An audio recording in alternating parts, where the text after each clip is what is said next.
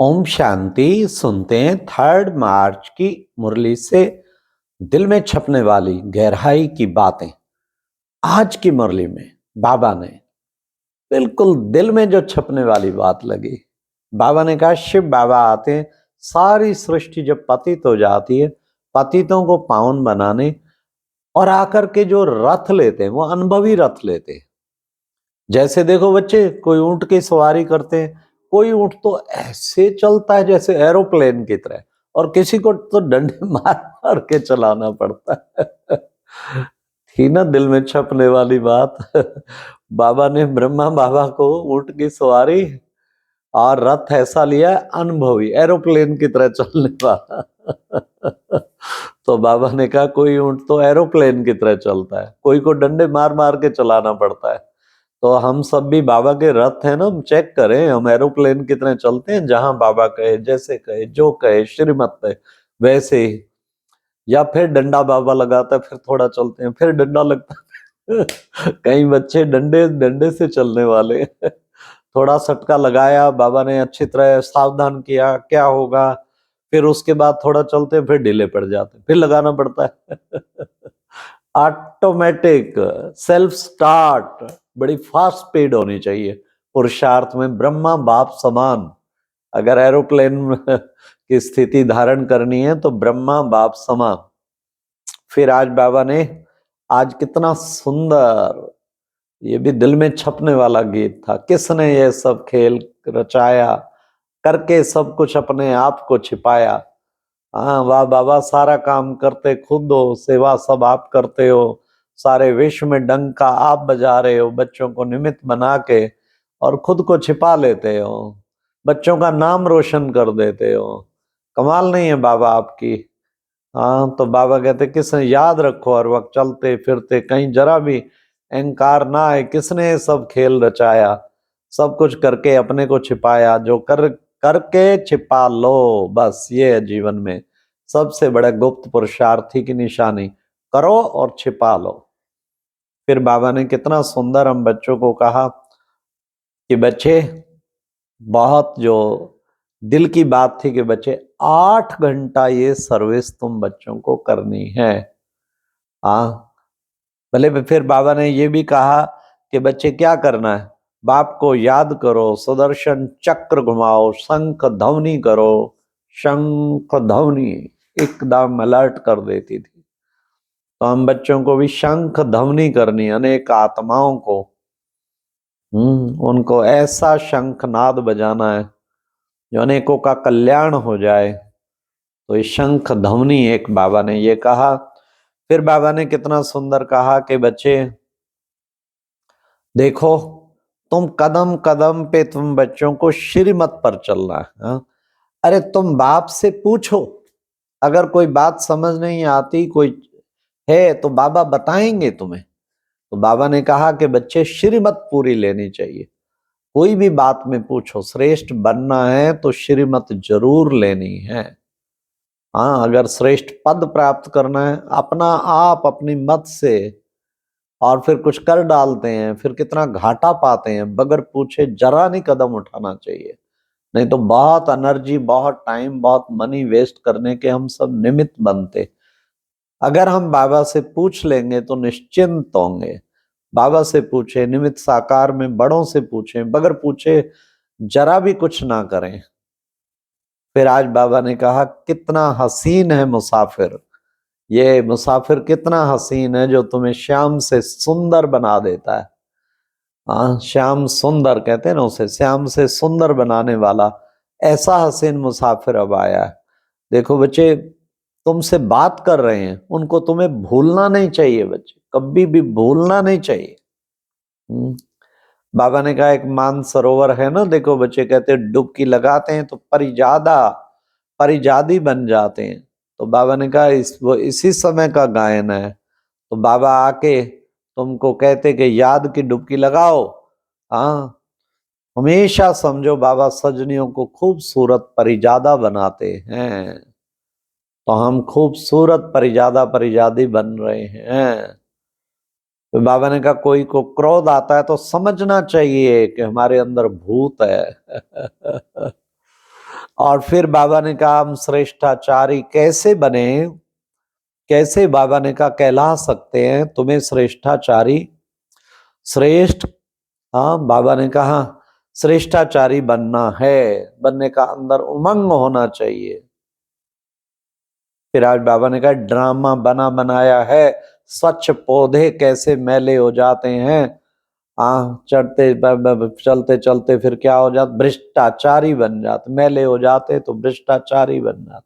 तभी बच्चे गाते हैं ना, मुझ निर्गुण हारे में कोई गुण नहीं। जब बिल्कुल ऐसे अवगुणों से भरे हो जाते हैं तब सर्वगुण संपन्न बनाने बाबा आता है सब बच्चों को इस पार से उस पार ले जाने के लिए।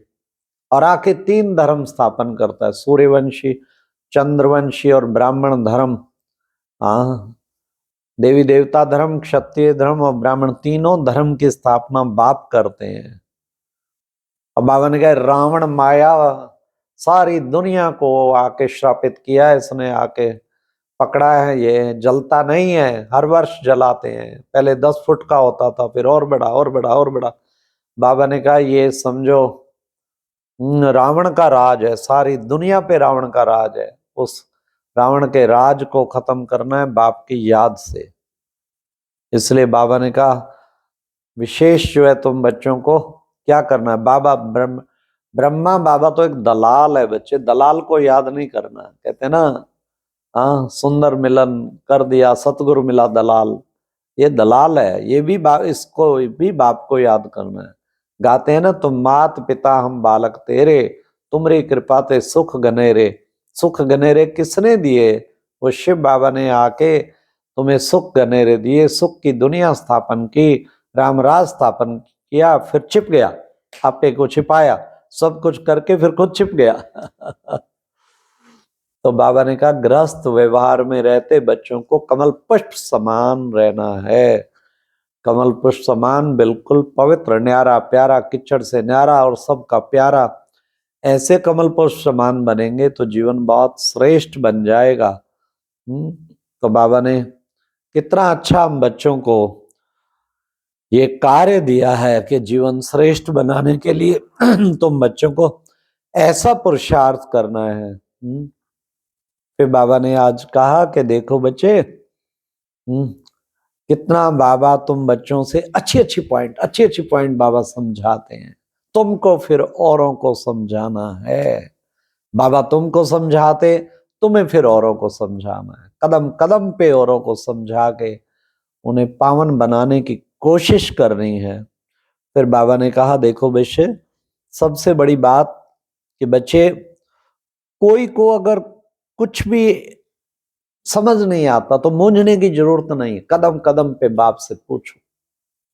पूछते नहीं है ना, पूछ के चले। वैसे भी रोजाना टचिंग लो बाबा से, अमृत वेले के बाद राइट टचिंग, एकदम राइट टचिंग करें। प्रश्न लिखो, एक डायरी बना लो, डायरी में प्रश्न लिखो अमृत वेले के बाद, और फिर बाबा की टचिंग अनुसार होता है, एकदम बाबा सही टच करेगा। तो वेरीफाई कराना है, बड़ों से भी पूछो, भले पूछो, अच्छी बात है। बड़े निमित्त हैं तो पूछेंगे तो उससे बिल्कुल वो हो जाएगा कि हमने बड़ों से पूछ के कदम उठाया, अपनी मनमत प्रमाण कदम नहीं उठाया। तो मनमत प्रमाण कदम नहीं उठाना है हमें, तो कदम कदम पे पूछ के कदम उठाना है। फिर आज की मुरली में वरदान था समस्याओं रूपी पहाड़ को उड़ती कला द्वारा सेकंड में पार करने वाले सहज पुरुषार्थी बाबा। समस्याएं कितनी बड़ी बड़ी विकराल खड़ी हो जाती हैं, घबरा जाते हैं, हाय कैसे करो।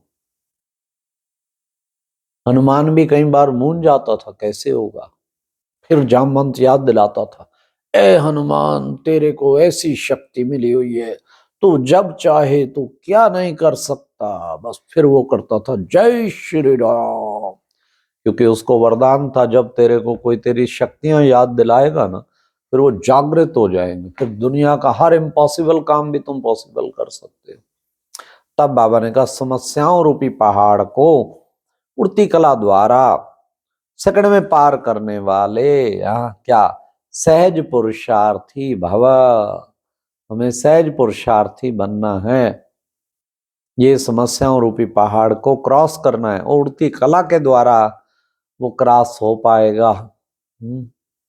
उड़ती कला मतलब जब भी समस्या बड़ी भारी भारी आए ना, ऐसा पावरफुल योग लगाओ, घंटे में 40-50 मिनट एकाग्रता हो जाए, बस आप दिन में, एक दिन में समस्याओं के पहाड़ को क्रॉस कर सकते हो। बाबा तो सेकंड में कह रहा है, बल्कि एक दिन में संकल्प ले लो, हर घंटे में 40-45 मिनट योग, 5-6 घंटा योग दिन में किया, बिल्कुल परिस्थिति बदल जाएगी।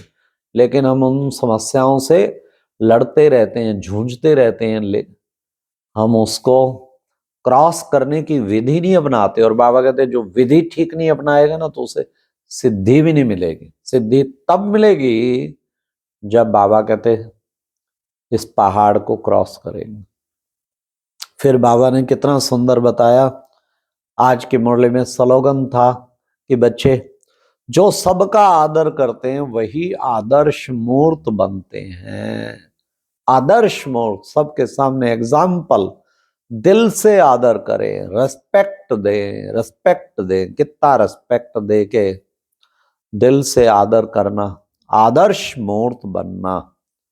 आदर्श मूर्त बनने वाले कितनी महान आत्माएं हैं। हम आदर्श मूर्त बने, जो सबका आदर करते हैं वही आदर्श मूर्त बनते हैं। तो बाबा के बच्चे ऐसे आदर्श मूर्त बनने वाले, हाँ, respect everyone, give respect and take respect, give respect and take respect. जो सबको सम्मान देते हैं वो अति सम्मानित बन जाते हैं। तो एक नियम रखें, हर एक को दिल से सम्मान देना, कोई आपका अपमान भी करे तो भी सम्मान देना है। बाप दादा मिलन में यही कहा ना बाबा ने, दुआएं दो, दुआएं लो, कुछ ना कर सको, सबसे सहज प्रसार, सुबह से रात तक दुआएं देते चलो, दिल से दुआएं दो, ऑटोमेटिकली तुम्हें दुआएं मिलती जाएंगी। अच्छा जी, ओम शांति। ये थी आज से मुरली से दिल में छुपने वाली गहराई की बातें। ओम शांति।